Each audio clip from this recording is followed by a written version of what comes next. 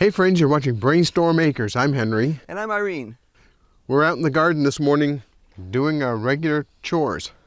Right, we thought we'd give a little garden tour this morning because we haven't brought you guys out here in quite a while. We've been bringing you around the greenhouse, but not much out here. And we're still going. Parts of it look a little shaggy.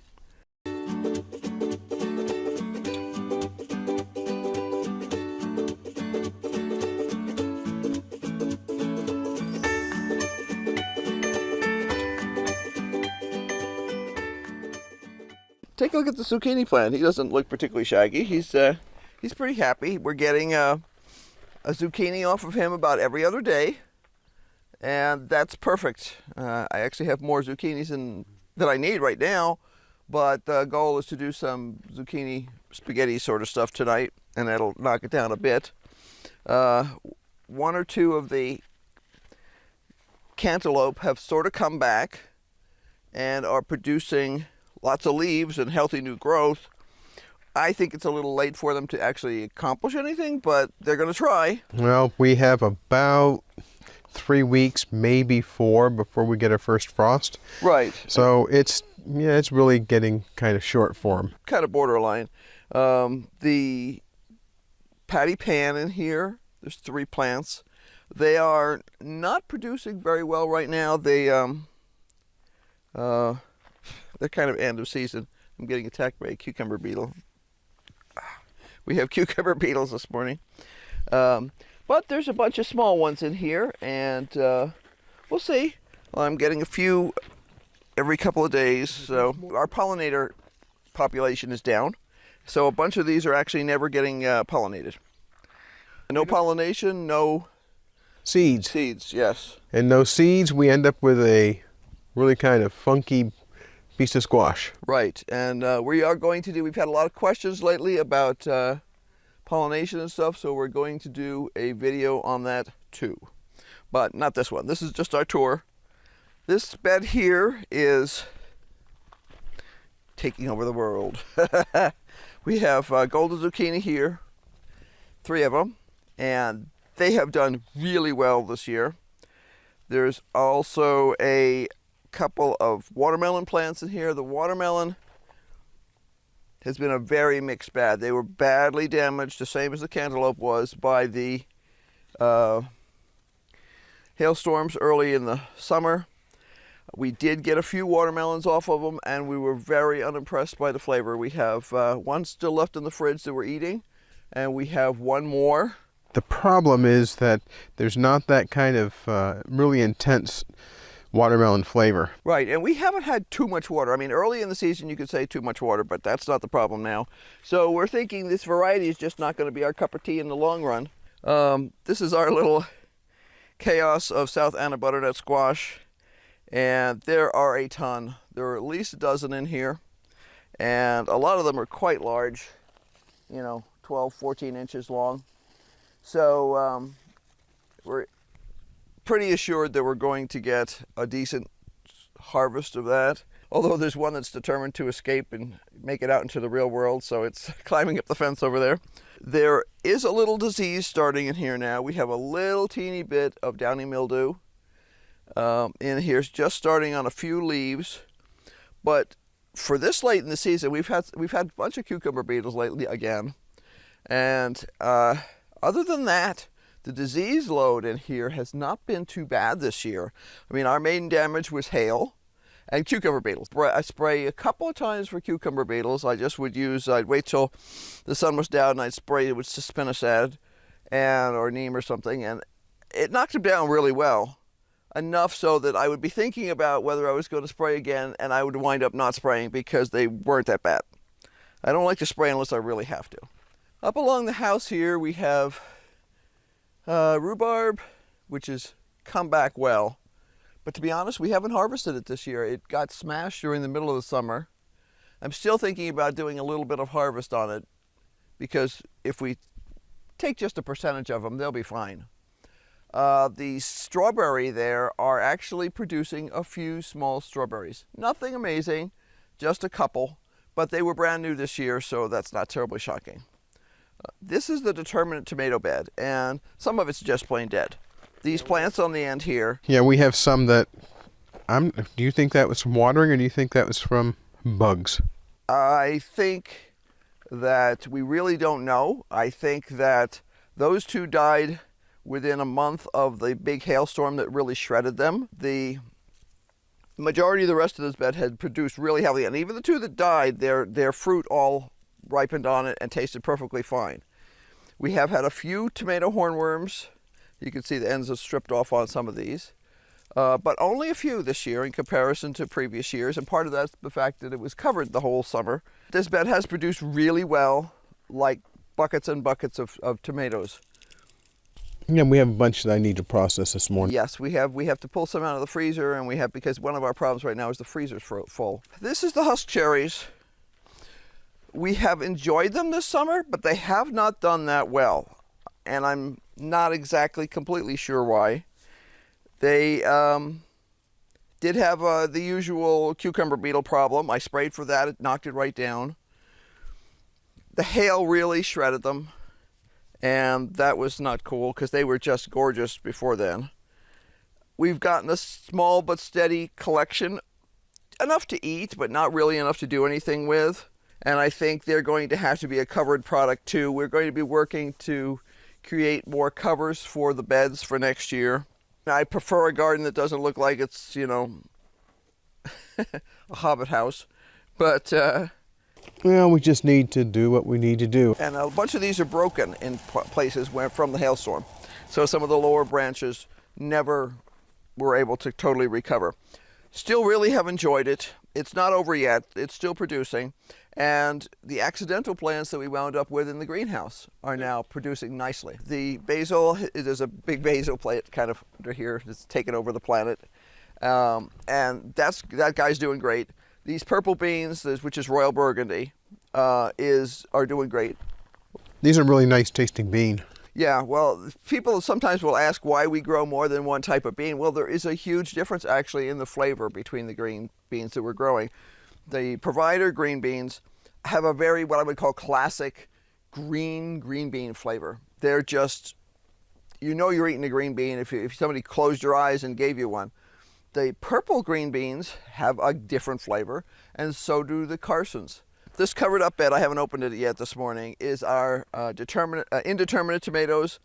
They were really badly damaged by the hailstorms, but they've still produced quite a lot, and both of the Indeterminate and the Determinate have given us winners in terms of varieties this year, and we'll be talking about that a little bit later in terms of what we will definitively grow again next year. I can tell you off the top of my head that the Bella Rosas that we grew in here in our Determinate bed were definitely a go.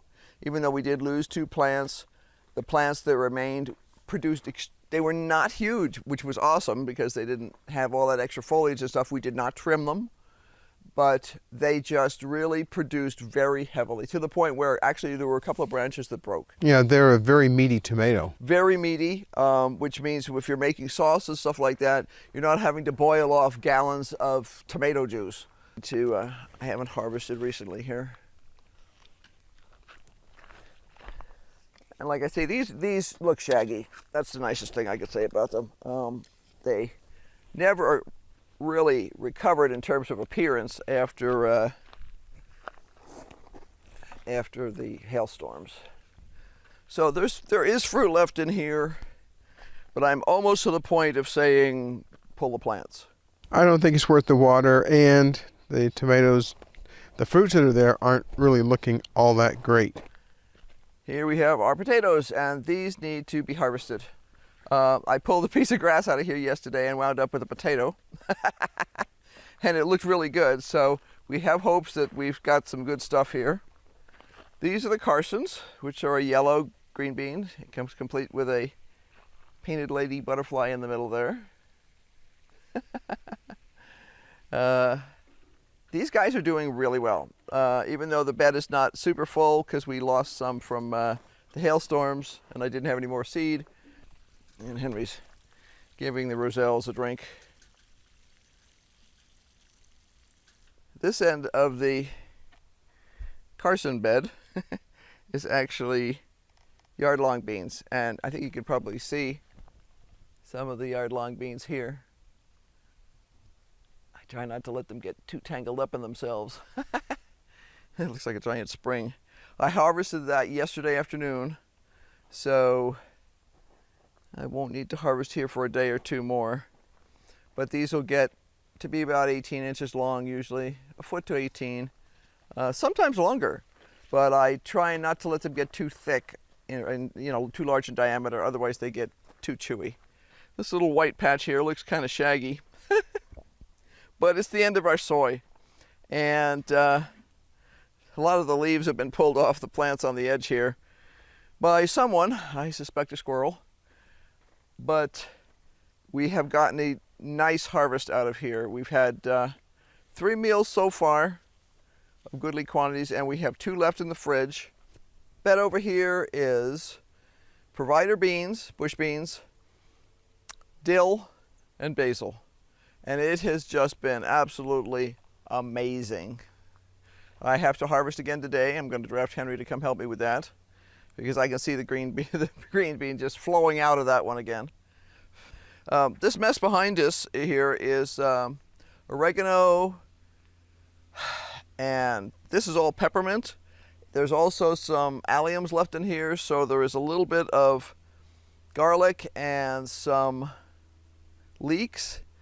We were not happy with that. I think it was a waste of our time. We would have been better off buying some good garlic from California. And that's the kind of thing we have to think about. Are we better off buying something or growing something? This was the bed that we dug our potatoes out of. We had real problems with grubs in here, at least in this section.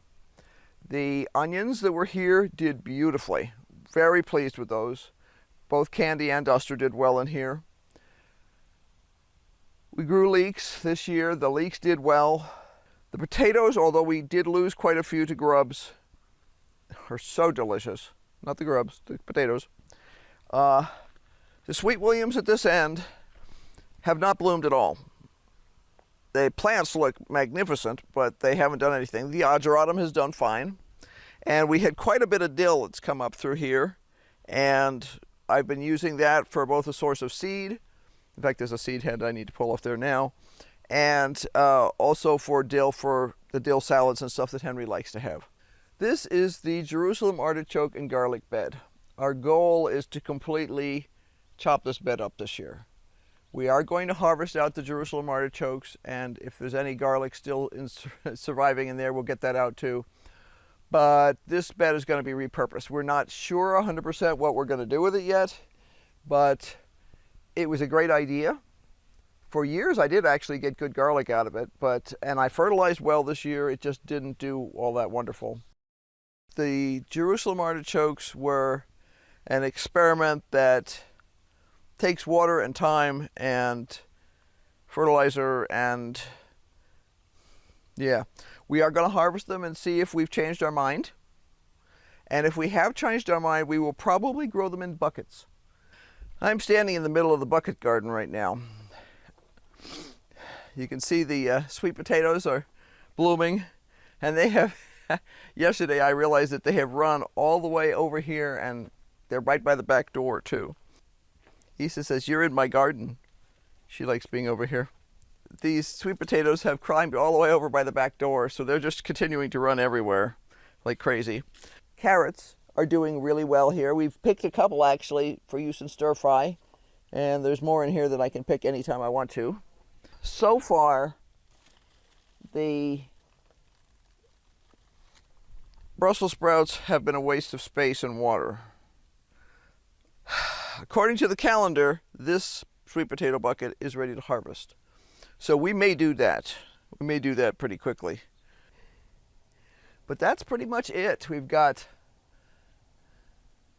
lots and lots of flowers still, as evidenced by the hollyhock I'm being attacked by here. And this was just a random one that we allowed. It came up by itself and we worked around it rather than smushing it. The regular flower beds are kind of that crazy end of summer, flowers all over the place, totally unorganized, beautiful colors. The hummingbirds are just adoring the zinnias and stuff that we have over here by the door, and that's been great. The hummingbirds absolutely adore all these zinnias here, just adore them. And there's hummingbird wars out here sometimes, competing for the zinnia flowers. And the butterflies are still coming around too. Woo. Yeah, flower. All right, wise guy, that's another video. What's that, Sex in the Garden? Sex in the Garden. So, until next time. Bye. Bye. And don't forget, keep brainstorming. Yeah.